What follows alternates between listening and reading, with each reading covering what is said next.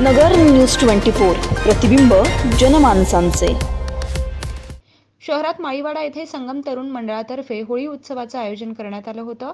शेणाच्या गोवऱ्यांची आणि लाकडांची रचना करून मध्यभागी एरंडाची झाडाची फांदी लावून होळी पेटवण्यात आली।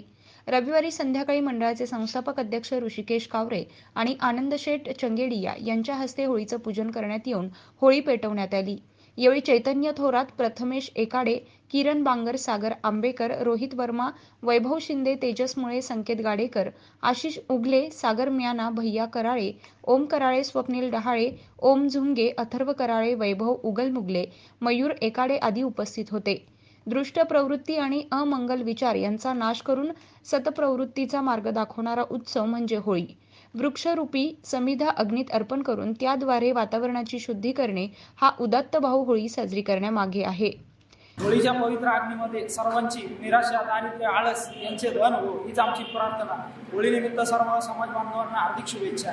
आज वसंत टॉकीज चौक येथे होळी उत्सव संपन्न झालेला आहे। तर अशाच महत्त्वाच्या बातम्या जाणून घेण्यासाठी नगर न्यूज 24 ला सबस्क्राइब करा।